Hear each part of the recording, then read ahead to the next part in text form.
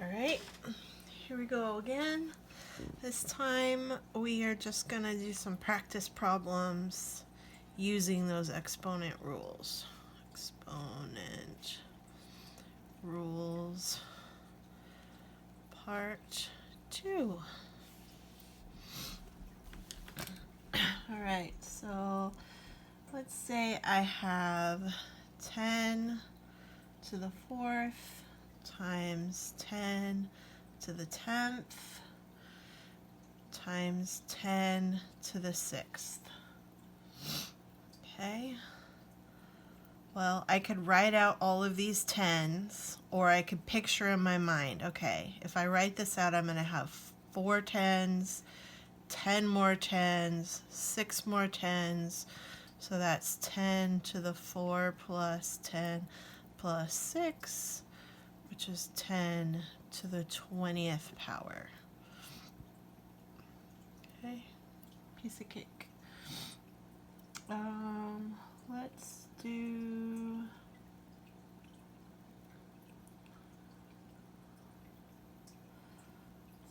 this one. If I have c to the 8th times c to the 7th, that's, writing it out, it would be 8 c's and 7 more c's, so that's c to the 8 plus 7, which is c to the 15. Okay, then it gets a little more abstract. We could do, where'd that one go? A to the b times a to the c.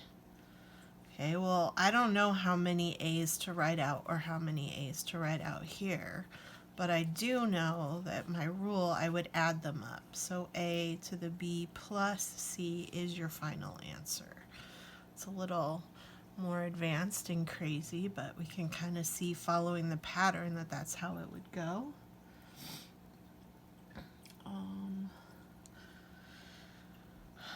So then for division, if we have w to the 10th divided by w to the 6th, again, we picture these are 10 w's, these are 6. We're crossing out the ones that are the same, and so on top we're going to be left with 10 minus 6 is 4 w's. And this one would be really crazy to write out, but this one, the trick for powers of 10 is the exponent tells you how many zeros. So this would be 4 zeros or 10,000. So either one of those would work. What if we had something crazy like p plus q,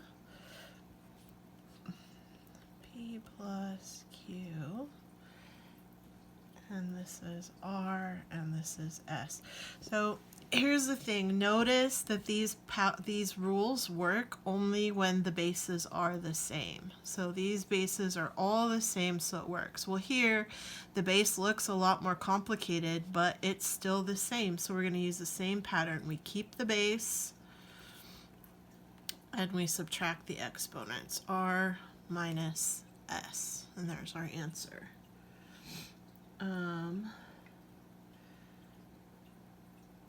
Now let's say the bases were different. Let's say we had,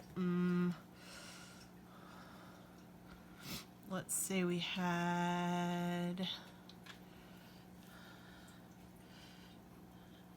12 divided by 2 to the 3rd or something like that.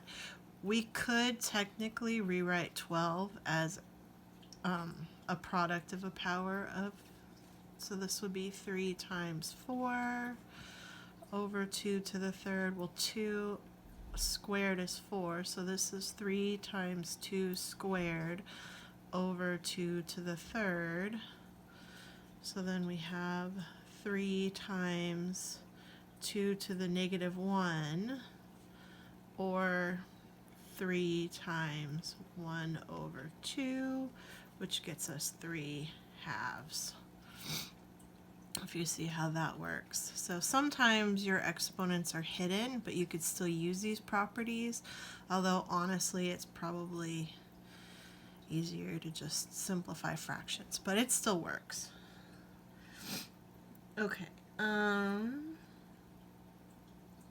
what if I have something like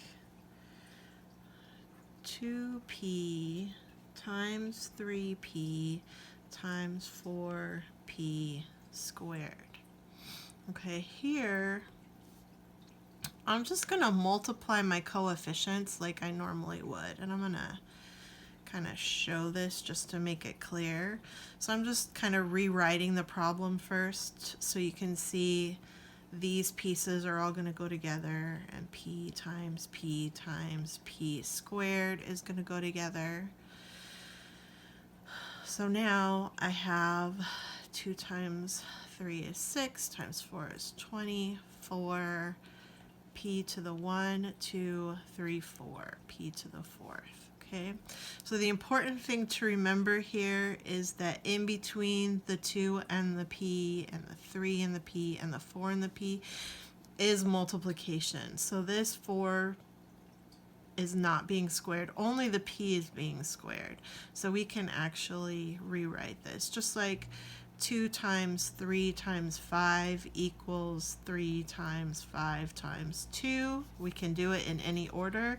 Here we can scramble the order around so the numbers are all grouped together and the variables are all grouped together, and then simplify it from there just to make life a little easier.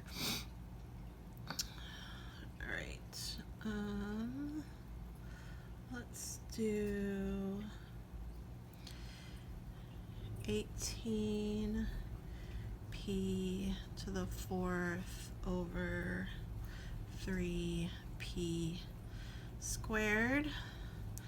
Well, again, these are just being multiplied by this. They're not glued together. They're separate. It's all multiplication.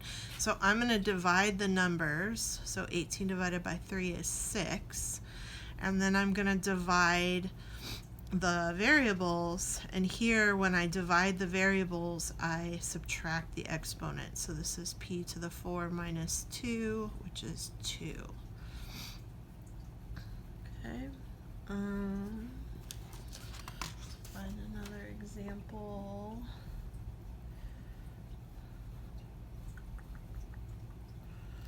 Let's see. Oh, here's a good one. If we have 1 over 2 to the negative 7. So this is tricky because before, when we talked about negative exponents, they were in the top and then we flipped it to the bottom. Well, here it's the same idea. It's the opposite. So if normally in an exponent is saying multiply, this is saying do the opposite, it's in the bottom. Opposite of division is multiplication. We're going to just flip it up to the top. So this is 2 to the 7th over 1, which is 2 to the 7th. I know that explanation was not very clear. It's been a long day.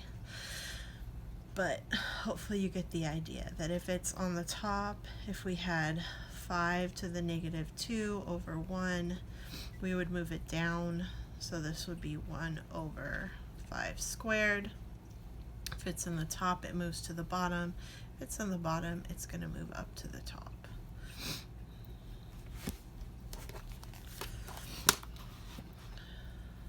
Okay. Let's do one that's just a little different. Okay, let's do this one. We have 2m squared n to the negative 4 divided by 5p to the 4th r to the negative 3. Well, here all of my bases are different, so I'm not going to be able to simplify by combining anything, but what I can do is take care of these negative exponents. So 2 2 stays, m squared, that's a positive exponent, so that's going to stay. 5 is going to stay. P to the 4th is going to stay. So these are all positive exponents. They're going to stay where they are. But this n to the negative 4, that's negative, so it's going to move to the bottom. And this r to negative 3 is negative exponent, so it's going to move to the top. And there we go. There's our answer.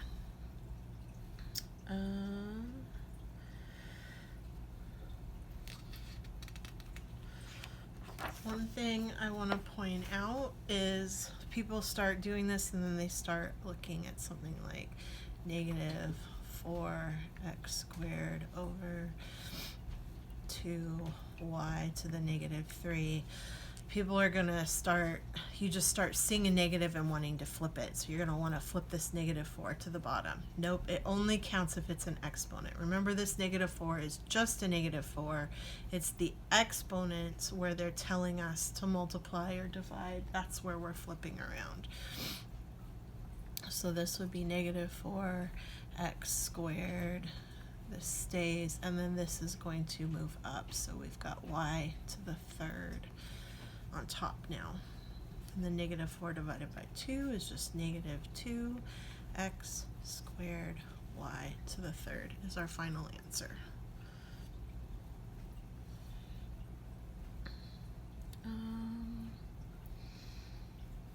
Okay, here's a good one. If I have e to the 3rd times e to the 4th squared times e to the negative 2. The first thing I'm going to want to do is deal with this parentheses here. So e to the 3rd times e to the 4 times 2, right? This is 4 e's and 2 sets. So 4 e's and another 4 e's is a total of 8 e's times e to the negative 2. And now I could rewrite this e to the 3rd, e to the 8th over e squared, and picture that I'm writing these all out and crossing out. So I'm going to end up with e to the 11th over e squared, or e to the 9th when I subtract. Or from here we could just go e to the 3 plus 8 minus 2, which is also e to the 9. Either way is going to get you there. And that's one of the things I love about these exponent rules, is there's actually a lot of different ways to see it, and as long as you can get to the right solution, there's no right or wrong pathway. Let's see. Let's take it up another notch. Let's look at this one. So let's say we have w squared v times wv to the negative 2, all divided by v to the negative 3, w to the 5, vw squared. All right. So some people like to deal with the negatives first and flip everything around. Some people like to just rewrite everything together. So there's more than one way to do this. I think I'm going to deal with the parentheses first. So this is w squared v w to the negative 2 v to the negative 2 divided by v to the negative 3 w to the 5 v squared w squared. So remember, if it's in parentheses, it's this whole thing being squared. So then we have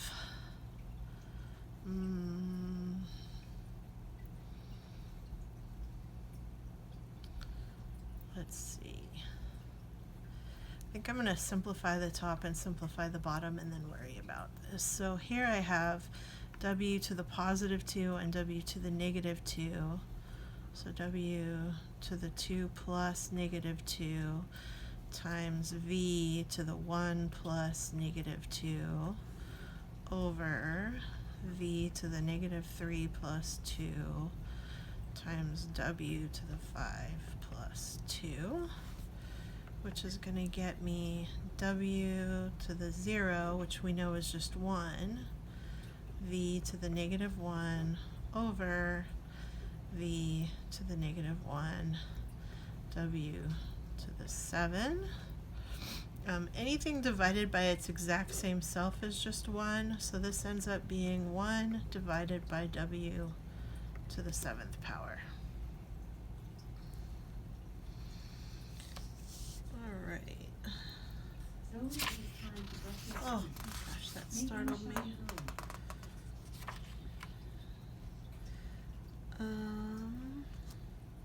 All right, we'll do one last problem. So let's do this one, 3 squared t squared divided by 3 to the 4th w squared times t divided by w to the 5th. Oh, you bad bunny!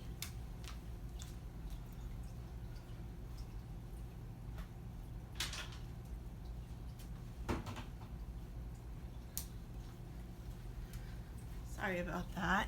As you can see, my rabbit is eating all the buttons off my remote. Bad bunny. All right. So we have 3 squared. When you're multiplying a fraction by a fraction, you just multiply the tops and multiply the bottoms. You can actually just kind of make it one giant fraction. So we have t squared, and then this, each of these is going to get a 5th power. So this is times t to the 5th, and this is w squared times w to the 5th. So we end up with 3 squared times t to the 7th over 3 to the 4th times w to the 7th. And then these 3's we can simplify one more time, and we get, I have 2 3's on top and 4 on the bottom, so I'm going to cross 2 of them out, and I'm left with 2 3's on the bottom. So t to the 7th and w to the 7th, and that's my final answer. All right, thanks guys.